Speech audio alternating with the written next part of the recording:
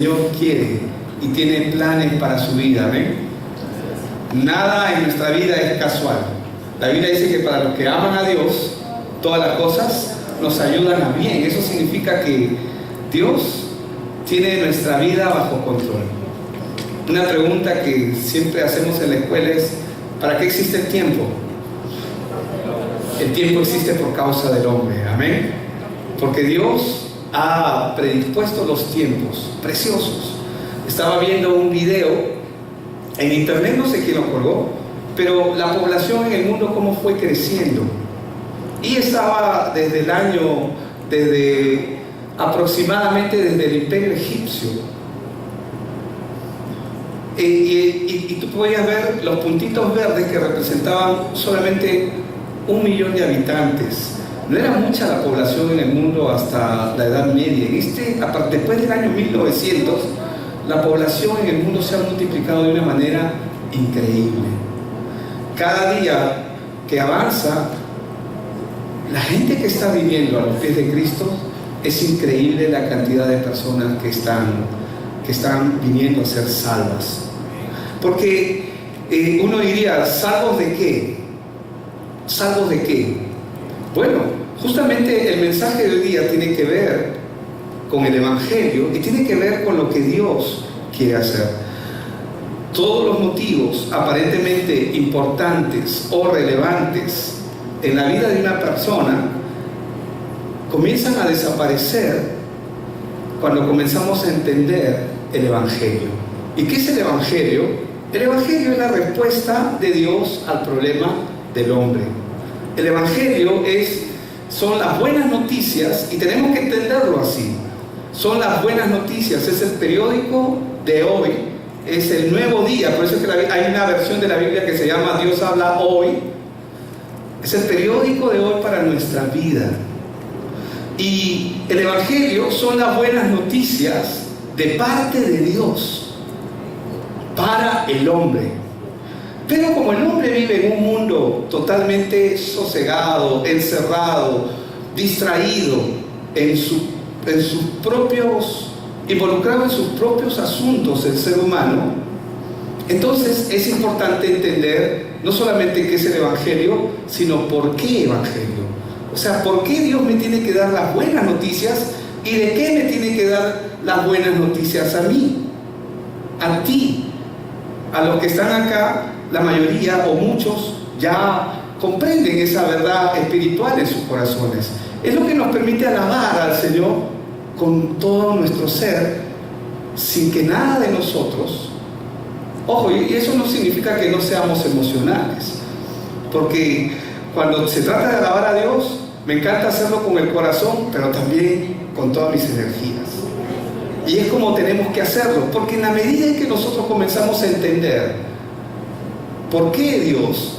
¿Y por qué yo tengo que alabarle y adorarle? Porque sí, yo sé que muchos dicen, no, porque Él es Dios hay que alabarle. Sí, porque Él es Dios, Él merece toda adoración, y todo eso es cierto.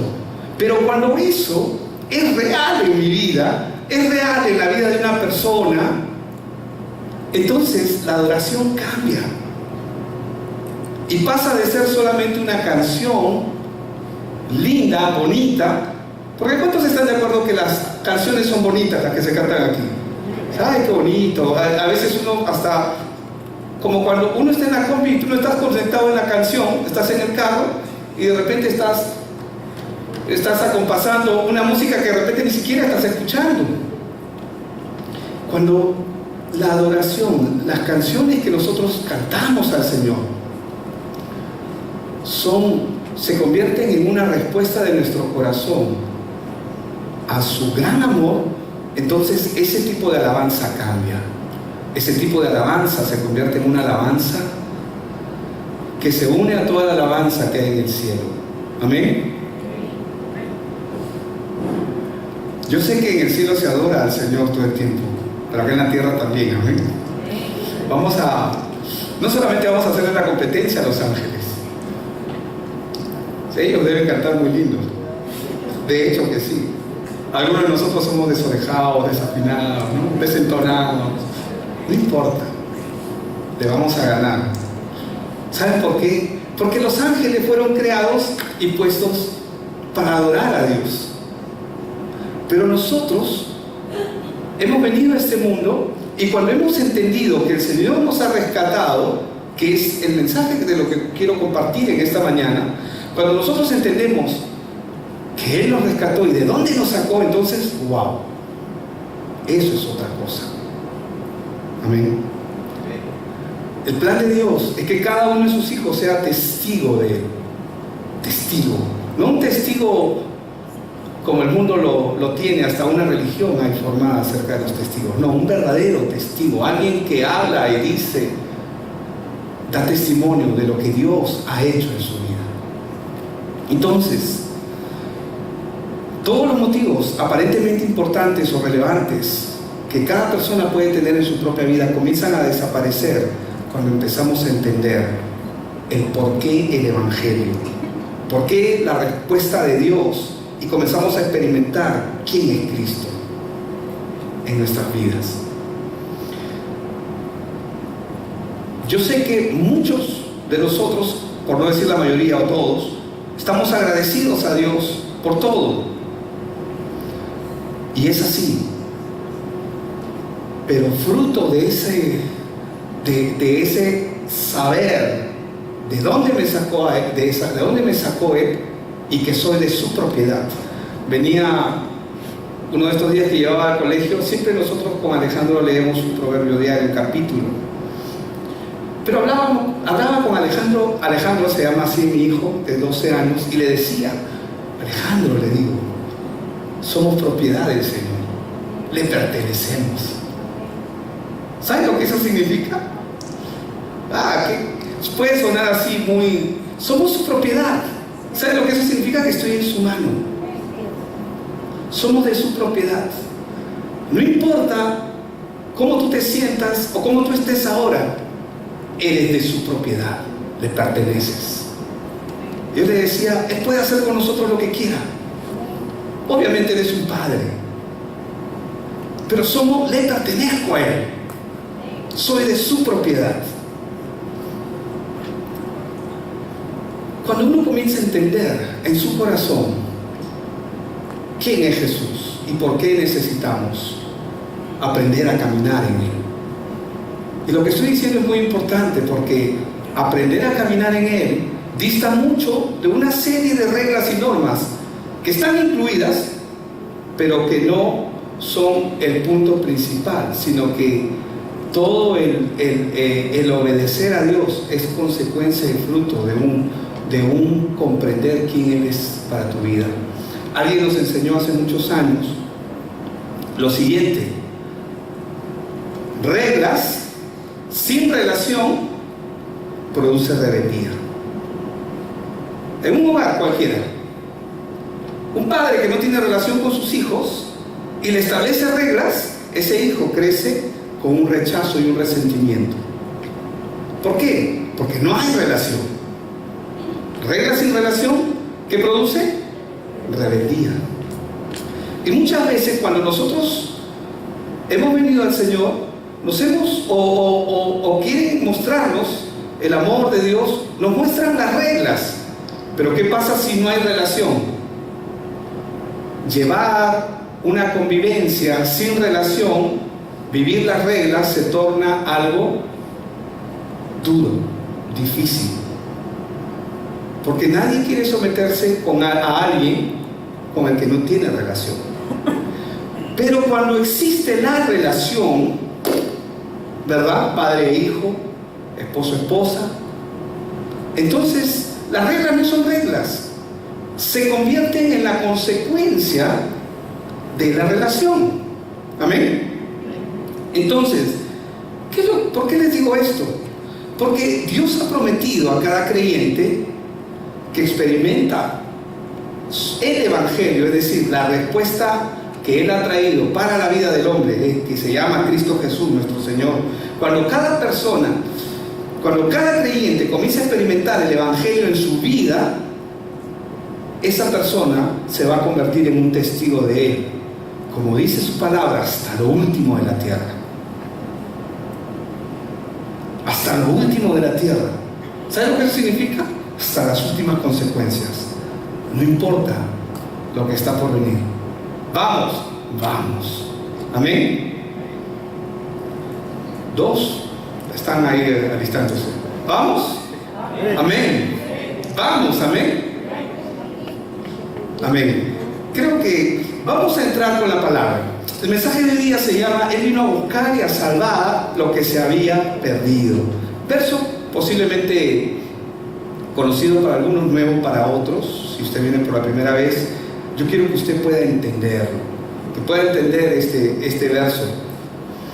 Voy a leer Lucas capítulo 19 y voy a leer del 1 al 10. Y habiendo entrado Jesús en Jericó, dice la palabra, que iba pasando por la ciudad. Y sucedió que un varón llamado Zaqueo, que era jefe de los publicanos y rico, dice que él procuraba ver quién era Jesús, pero no podía a causa de la multitud, pues era pequeño de estatura. Y corriendo delante, subió a un árbol sicómoro para verle, porque había de pasar por allí.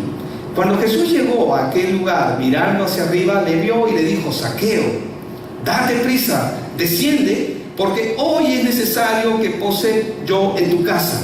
Entonces, verso 6, él descendió a prisa, ¿y qué dice? Le recibió gozoso.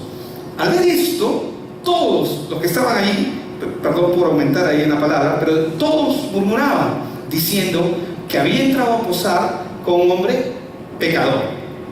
Entonces Zaqueo, puesto en pie, dijo al Señor: he aquí, Señor, la mitad de mis bienes doy a los pobres, y si en algo he defraudado a alguno, se lo devuelvo cuadruplicado. Jesús le dijo: hoy ha venido la salvación a esta casa, por cuanto él también es hijo de Abraham, porque el Hijo del Hombre vino a buscar y a salvar lo que se había perdido. Padre, yo te doy gracias porque es tu palabra y es lo que trae, Señor, la verdad revelada a nuestros corazones para poder caminar en los planes que tú nos has llamado a caminar, pero también para poder entender, Señor, para poder ver no solamente nuestra condición, sino poder ver también este mundo con tanta necesidad. Permite, Señor, que esta mañana sea una mañana donde tu palabra, Señor, inunde nuestros corazones y genere el cambio que tú has prometido en tu palabra. Gracias en el nombre de Jesús. ¿Cuál fue la respuesta que experimentó Zaqueo en su encuentro con Jesús? Es la pregunta que yo haría en esta parte. Yo quiero mostrar varios aspectos acerca de Zaqueo. Ahora, primero que nada, Zaqueo era un hombre como todos en el mundo, que de alguna u otra manera se encuentran atrapados por un sistema. Él está atrapado dentro de un sistema. ¿Qué es un sistema? Es lo que el mundo nos brinda para que nosotros simplemente vivamos y corramos una vida de acuerdo a lo que el sistema te ofrece. Él puede ser diferente, puede ser distinto según la región o el lugar donde la persona nace, pero el sistema en sí siempre tiene el mismo objetivo: distraer al hombre y que el hombre no pueda ver su condición. Entonces, Zaqueo era un hombre como todos en el mundo, que de alguna u otra manera se encuentran atrapados por el sistema de este mundo. Él no era un hombre diferente del resto. ¿Qué significa eso? Que no era un hombre diferente a cualquier persona que camina o transita por la calle. Amén. Eso es importante entenderlo. ¿Por qué? Porque a veces nosotros podemos contextualizarlo. No, él no era un hombre diferente, simplemente él está en un contexto distinto. Él ha nacido dentro de la cultura judía, era judío de nacimiento, había sus protocolos, había sus parámetros, pero él era un hombre como todo el mundo. Ahora, él era un jefe de los publicanos, y un publicano era una persona que se le había dado el derecho de parte de Roma de recaudar los impuestos internos, y tales impuestos comprendían varias cosas, y voy a explicarlo así brevemente. El impuesto del censo, es decir, que cada persona tenía que pagar, eso era un insulto para los judíos, en vista de que este impuesto implicaba que ellos tenían una sumisión hacia Roma. O sea, era su impuesto por estar vencidos. Es decir, su impuesto por ser parte del imperio romano. ¿Me dejo entender?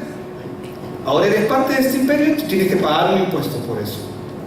El otro impuesto era sobre las propiedades, pero esto también era ofensivo para los judíos, para la cultura judía y para el pueblo judío. ¿Por qué? Porque el pago de este impuesto se consideraba como un insulto directamente a Dios, ya que los judíos, ellos, tenían la claridad en la palabra de que de Dios es la tierra y toda su plenitud. A Él le pertenece. Entonces, los judíos consideraban a Dios el verdadero dueño de las propiedades, pero ellos tenían que pagar porque sus terrenos, sus territorios, sus propiedades estaban dentro del dominio romano. Entonces, un judío que se hacía publicano era considerado un traidor a Israel. Y normalmente un traidor, dentro del concepto del pueblo de Israel, era una persona despreciada. Para ellos, dentro del contexto, era considerado un pecador. Y no cualquier pecador, un gran pecador. Yo sé que muchos de nosotros ahora entendemos que no existe pecado grande ni pequeño, pero para ellos era un traidor, era considerado un pecador, una persona que ni siquiera era digna de dirigirle la palabra. Entonces, ¿cuál era la condición de Zaqueo? Era una persona que era detestada por su pueblo. Él era detestado por su pueblo, considerado un traidor, pero como toda gente que vive en el mundo, tenía su refugio emocional. ¿Cuál podría ser entonces el refugio emocional de este hombre? ¿Cuál podría ser? Tenía un ingrediente que la palabra lo dice, era rico. O sea, ya pues no importa, que digan lo que quieran, tengo plata. ¿Me dejo entender? ¿Sí? Era rico.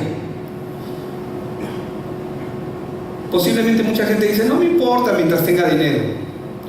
¿Por qué? Porque los refugios emocionales en la gente, ¿qué es lo que hacen? Le proyectan a la gente, le proyectan una falsa llenura en sus vidas, le proyectan una falsa expectativa de esperar cosas. Y eso es lo que de alguna u otra manera tenía Zaqueo. Pero mucha gente camina hoy así en el mundo, atrapadas en sus diferentes circunstancias y atrapados en sus diferentes refugios.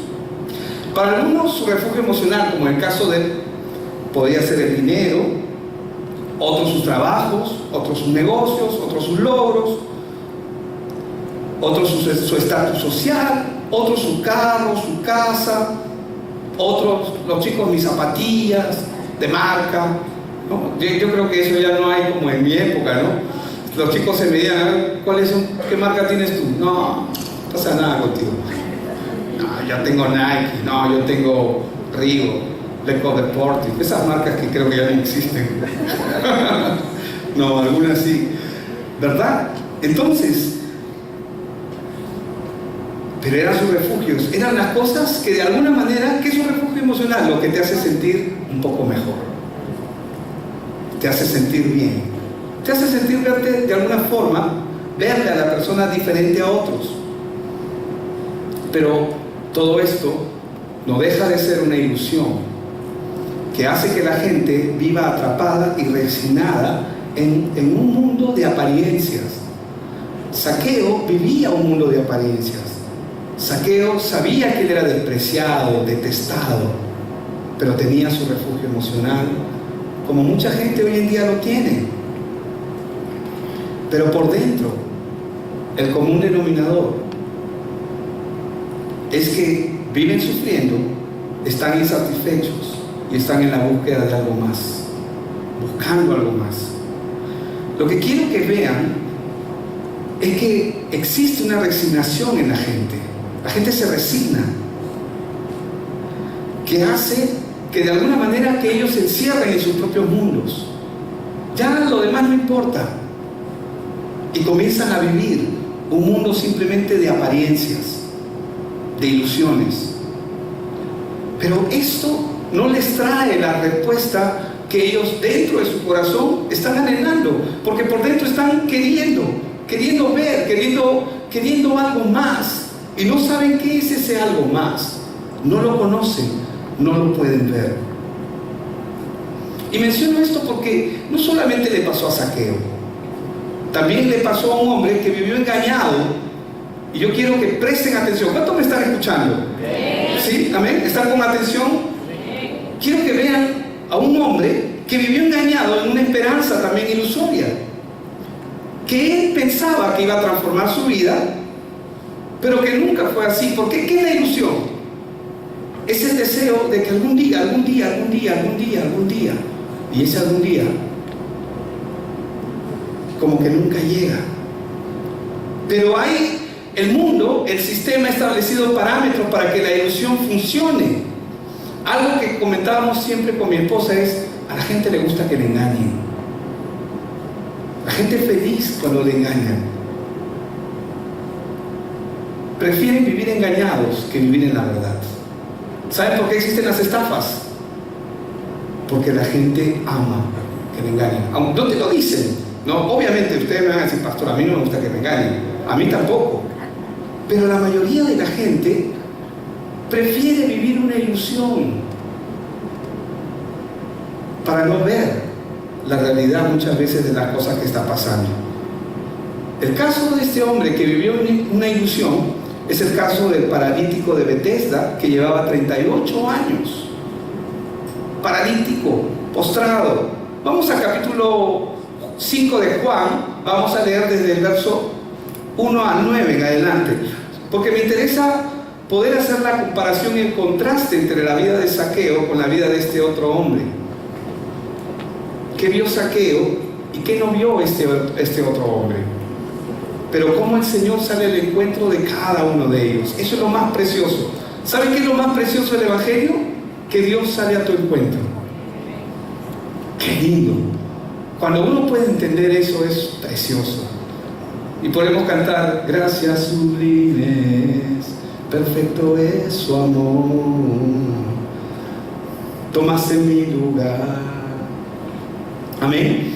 Después de estas cosas, dice, había una fiesta de los judíos y subió Jesús a Jerusalén. Y hay en Jerusalén, cerca de la puerta de las ovejas, un estanque llamado en hebreo Betesda, el cual tiene 5 pórticos. En estos yacía una multitud de enfermos, ciegos, cojos y paralíticos que esperaban el movimiento del agua. Porque un ángel descendía de tiempo en tiempo al estanque y agitaba el agua. Y el que primero descendía al estanque después del movimiento del agua quedaba sano de cualquier enfermedad que tuviese. Y había ahí un hombre que hacía 38 años que estaba enfermo.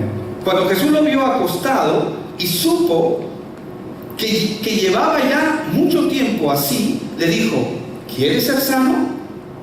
Señor, le respondió el enfermo, no tengo quien me meta en el estanque cuando se agita el agua, y entre tanto que yo voy, otro desciende antes que yo.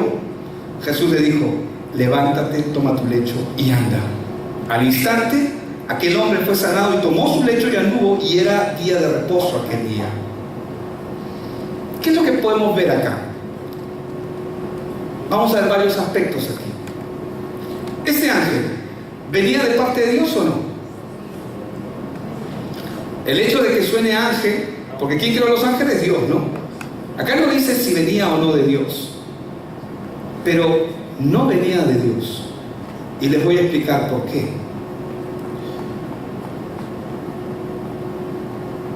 Ese ángel probablemente era un ángel caído, que viene de parte del enemigo, y lo que ha introducido en el sistema, se ha introducido al sistema para engañar al mundo. ¿Por qué? Porque hay una ilusión. ¿Qué dice la Biblia? Que hay una multitud de enfermos. ¿Cuántos eran? No sabemos. Una multitud son demasiados. Pero el hombre tenía la esperanza de que un día podía llegar al estanque, al movimiento del agua. Tenía una esperanza, tenía una ilusión. La pregunta que podríamos hacer aquí: ¿dónde tiene su énfasis este hombre que está enfermo, paralítico? ¿Cuál él cree que es su problema? Hay un problema físico evidente, ¿verdad? Es paralítico. Pero ¿dónde tiene su énfasis? Él quiere ser sano. Él quiere ser sano. ¿Y cuál es su objetivo? Como él quiere ser sano, él ha visto. Diga conmigo, él ha visto. Él ha visto que hay gente que se sana en ese lugar. Si yo le digo que en la India adoran a las vacas y las vacas hacen milagros, mañana no se vaya a la India, por cierto, ¿no? A que una vaca le haga un milagro, ¿se convierte en un distractivo o no? Si yo le digo que Santito fulanito de X, Y, Z hace o ha hecho milagros, ¿qué hace la gente? Va y ¿qué está buscando? Su milagro. La pregunta es: ¿puede ver este hombre cuál es su verdadero problema? ¿Él puede ver su problema real? ¿Puede verlo?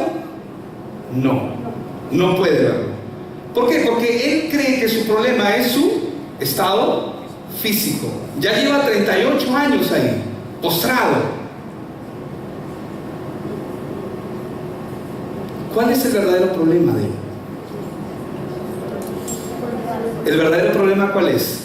Está separado de Dios. El verdadero problema de este hombre es que este hombre está separado de Dios. Pero este hombre probablemente puede ser un religioso. ¿Saben por qué puede ser un religioso? Porque está dentro del contexto de un pueblo que es religioso.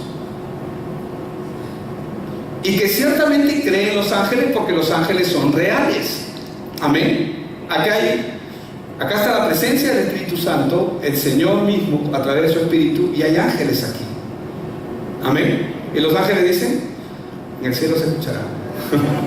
Amén. Pero este hombre no puede ver su verdadero problema. Él no puede ver cuál es el problema que él tiene. Pero la pregunta más importante que nosotros tenemos que hacer en este punto aquí es: ¿pudo reconocer a Jesús que se estaba acercando a su vida de él? ¿Pudo reconocerlo? ¿Este paralítico lo reconoció a Jesús? No. Este hombre no reconoció a Cristo. No lo reconoció. Como mucha gente que Dios a través de su evangelio trata de acercarse a ellos, pero la gente insiste: no, esto es lo que me enseñó mi mamá, no, esto es lo que me enseñó mi papá, así es como debería de ser, no, por acá voy a buscar la respuesta. Y no solamente Jesús se acercó a él, sino le habló. Le habló. ¿Cuál fue la pregunta que el Señor Jesús le hizo? Quiere ser sano. ¿Por qué no lo reconoce? ¿Por qué no puede ver a Jesús? ¿Qué cosa le impide ver a Jesús?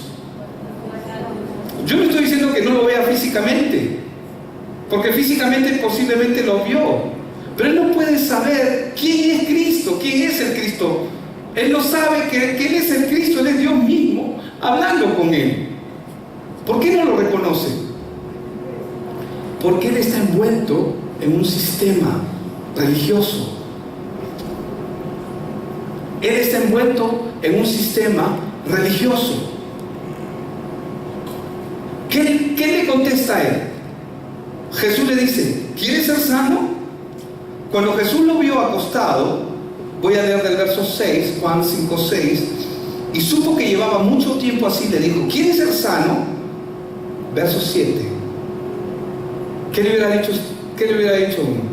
Sí, quiero. ¿Pero qué le respondió él? Él le responde con la forma que él cree que puede obtener su sanidad. Él le responde conforme a lo que él cree, cómo vendrá. ¿De dónde vendrá su socorro? ¿De dónde vendrá su sanidad? Él le comienza a contestar conforme al sistema en el cual él está impreso. Él está moldeado. Él está moldeado. Él tiene un molde, él tiene una forma de ver las cosas. Y es como que Jesús le está diciendo algo, pero él le dice y le responde: Señor, le respondió el enfermo, no tengo quien me mete en el estanque cuando se agita el agua. Y entre tanto que yo voy, otro desciende antes que yo. ¿Era la respuesta? No era la respuesta. Pero ¿quién inicia el contacto? ¿Quién inicia el encuentro? Si este hombre está atrapado en su enfermedad, está atrapado dentro de un sistema religioso, está atrapado dentro de su propio mundo, está anhelando ser sano, posiblemente este hombre cree que conoce a Dios. ¿Pero lo conoce? No, porque Jesús dijo: mis ovejas oyen mi voz. Yo las conozco, ellas me conocen. Si él conociera a Dios, hubiera sabido que él era el Mesías, hubiera sabido que él es el Cristo.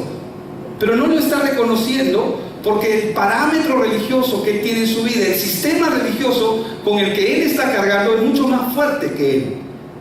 Automáticamente lo conduce. No sé si me dejo entender. Automáticamente sus parámetros, sus pensamientos se autodirigen a lo que él cree que debería de ser, o cómo debería de ser la respuesta o la forma para obtener la respuesta delante de Dios. ¿Cuánta gente está como este hombre atrapados en un sistema religioso, en una manera de pensar, pensando para sus adentros: no, pero tiene que ser así? ¿Quién dice? Si ningún milagro del Señor Jesús fue igual. ¿Quién lo dice? Dios es un Dios personal. Él trata con cada persona de manera individual. Eso es lo que lo hace precioso. Eso es lo que lo hace rico. Eso es lo que lo hace hermoso. ¿Qué es lo que hace hermoso a Dios? La Biblia lo llama Peniel, tu encuentro. El encuentro. El encuentro. Y cuando una persona logra ese encuentro, pero no es porque tú lo logres, sino porque Dios te sale al encuentro, ¿qué es lo que va a venir en la vida de esa persona? Misericordia, quebrantamiento, reconocimiento, amor, sanidad. Todo lo que el hombre anhela está en Cristo Jesús. Pero está al lado de este hombre y este hombre no lo reconoce.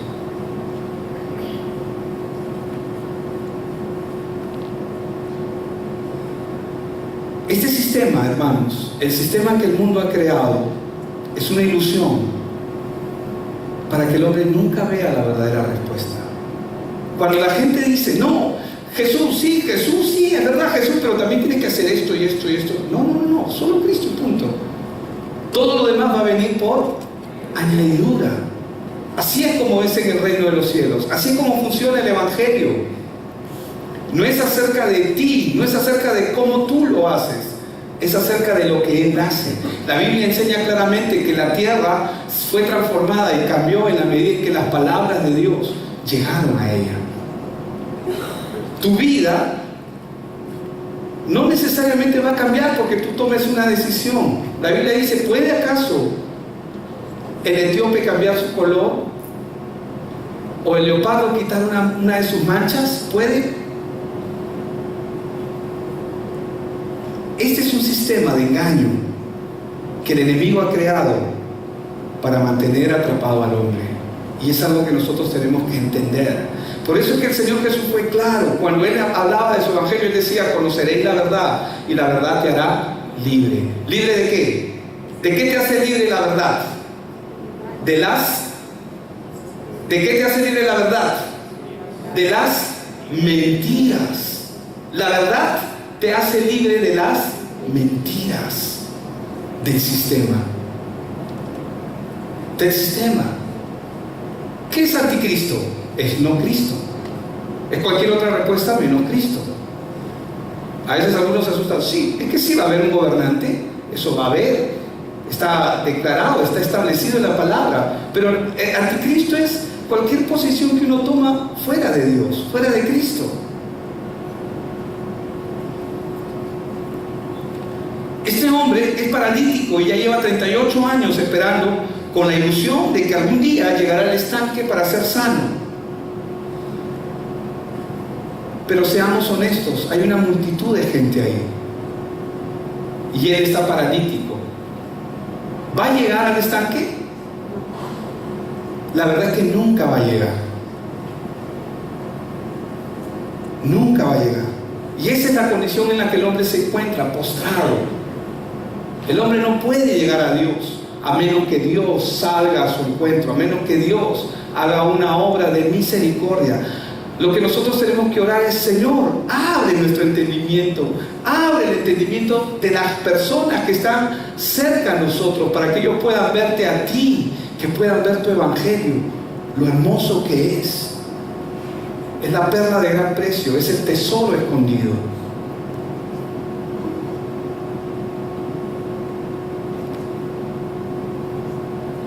Por eso es un privilegio que nosotros podamos escuchar el evangelio y su palabra, porque si el Señor abre el entendimiento de la persona que está escuchando este mensaje, esa persona nunca más será la misma, nunca más. ¿Y saben lo que va a ocurrir? Habrá pasado de muerte a vida en un instante. Pero un ratito, pastor, pero habrá pasado de muerte a vida en un instante. ¿Quién lo puede detener? Nadie. Nadie puede detener lo que Dios puede hacer en el corazón del hombre. Nadie puede. Y Jesús, en su amor, se acercó a él, como hoy se acerca mucha gente que necesita escuchar este mensaje, necesita escuchar el evangelio, necesita escuchar esta verdad en sus corazones. Y a veces nosotros testarudamente le respondemos como este hombre: Señor, no tengo quien me meta. Yo oro a Dios. Le puedo estar diciendo al Señor Jesús: Señor, yo oro, yo hago esto, yo digo, Señor, no tengo quien me meta. Queremos decirle al Señor cómo Él tiene que obrar. Queremos decirle cuál es la forma, cómo queremos ver nuestra sanidad. Tengo que decirle yo al Señor cómo debe ser. Entre tanto que yo voy, otro desciende antes que yo. Jesús le dijo: levántate, toma tu lecho y anda. Y al instante aquel hombre fue sanado. Quiero que veamos, porque tanto Zaqueo como este hombre tienen el mismo problema. Ambos viven una ilusión.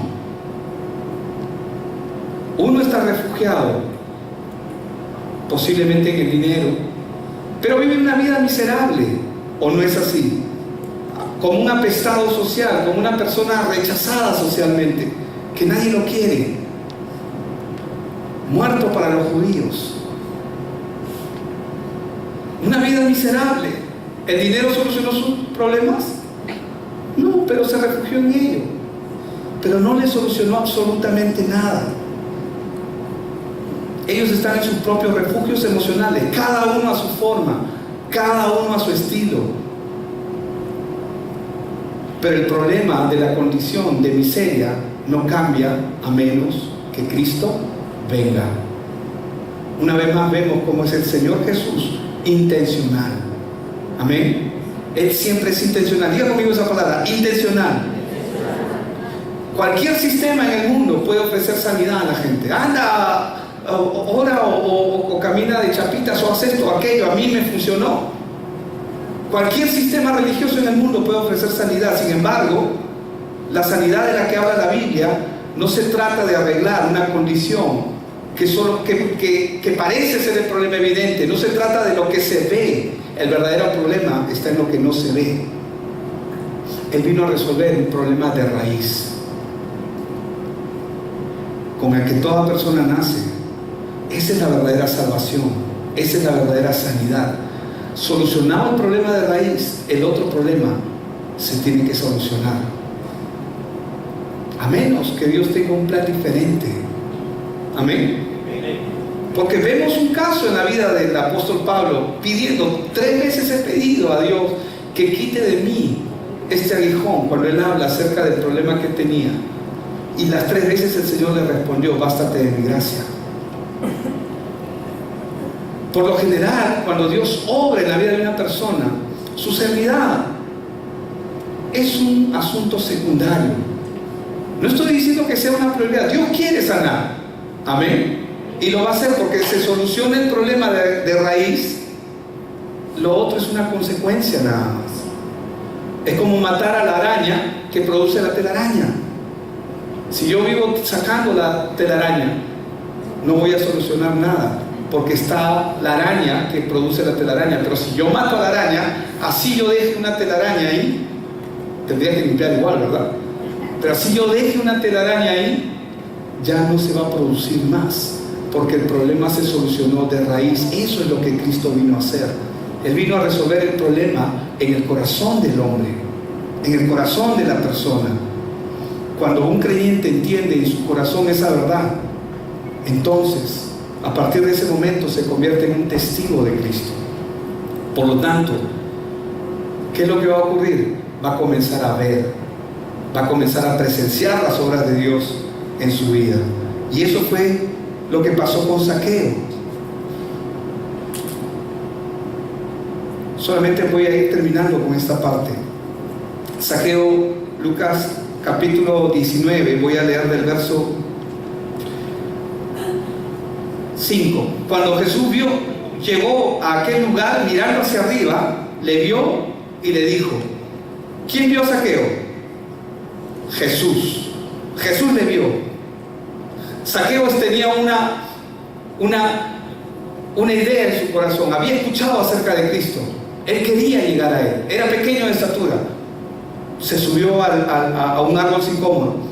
Cuando Jesús llegó a aquel lugar, mirando hacia arriba, le vio y le dijo, Zaqueo, date prisa, desciende, porque hoy es necesario que pose yo en tu casa. Entonces él descendió a prisa y le recibió gozoso. Al ver esto, todos murmuraban, diciendo que había entrado a posar con un hombre pecador. Entonces Zaqueo, puesto en pie, dijo al Señor, he aquí, Señor, la mitad de mis bienes doy a los pobres, y si en algo he defraudado a alguno, se lo devuelvo cuadruplicado. Jesús le dijo, hoy ha venido la salvación a esta casa, por cuanto él también es hijo de Abraham. ¿Qué diferencia notamos entre el paralítico y entre Zaqueo? Zaqueo comprendió inmediatamente. ¿Por qué? Porque estaba en una búsqueda. Él estaba en una búsqueda. El paralítico estaba concentrado en su sanidad. Él quería ser sano, pero a ambos Dios les salió al encuentro. Pero ¿en dónde se ven los frutos de arrepentimiento inmediatos? En la vida de Zaqueo. Porque Zaqueo le dice, doy la mitad de mis bienes, doy a los pobres. Jesús, ¿por qué tiene que decir? ¿Por qué la salvación? Hoy ha venido la salvación a esta casa. ¿Por qué tiene que decir eso acerca de Zaqueo? Porque la promesa de Dios, hermanos, es para aquellos que reconocen su condición delante de Él.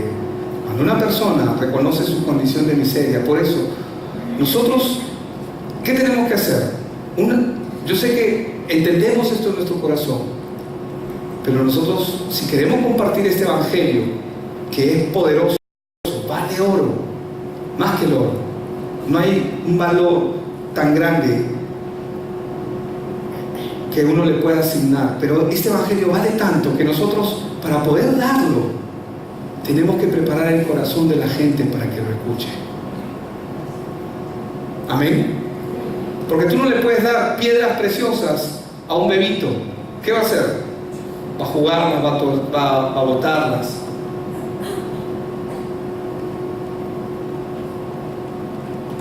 ¿Por qué la salvación vino a Zaqueo y a su casa? Porque él entendió su condición de miseria. Y cuando uno entiende esa condición, lo demás no importa. Lo demás no sirve, no importa.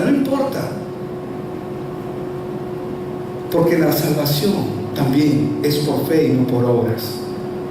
Hermanos, una vez más, Jesús vino por pecadores. ¿Se acuerdan lo que dijeron? ¿Qué hace este comiendo en casa de pecadores? Todos son pecadores.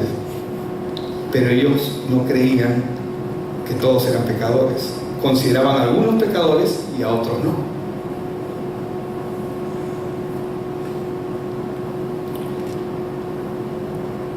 ¿Por qué la salvación vino a Zaqueo y a su casa? Porque la salvación, hermanos, es por fe y no por obras. Pero como consecuencia del paso de fe que Zaqueo tomó y que cualquier persona puede tomar en Cristo Jesús, las obras dignas de un corazón verdaderamente arrepentido se van a comenzar a producir. Y Jesús lo dijo: haced pues frutos dignos de arrepentimiento, en Mateo 3:8. Y Santiago dijo en 2:18: pero alguno dirá, tú tienes fe y yo tengo obras, muéstrame tu fe sin tus obras y yo te mostraré mi fe por mis obras. ¿Por qué? Porque cuando Cristo viene a la vida de una persona, lo primero que se va a producir en él, en esa persona, son obras, pero no necesariamente de manera inmediata. Hemos visto dos casos. El paralítico, ¿qué le impidió ver al paralítico? ¿Qué le impedía a él ver quién era el Cristo? Su sistema religioso. Pero Zaqueo estaba él estaba como un apestado social, él estaba considerado como un pecador. Para él no había sistema religioso, él simplemente estaba en su propio mundo de miseria. Cuando Cristo vino, lo primero que él hizo fue recibirlo. Se emocionó cuando Jesús le dijo: hoy cenaré en tu casa. Y lo interesante es que en ese lugar hubieron muchos publicanos como él, muchos pecadores como él, que fueron salvos ese día. Cuando el Señor Jesús viene a la vida de alguien, es inevitable que comience a dar frutos dignos de arrepentimiento. Le pregunto, ¿entiende usted esa palabra? ¿Entiende en su corazón? ¿Sí? Vamos a orar.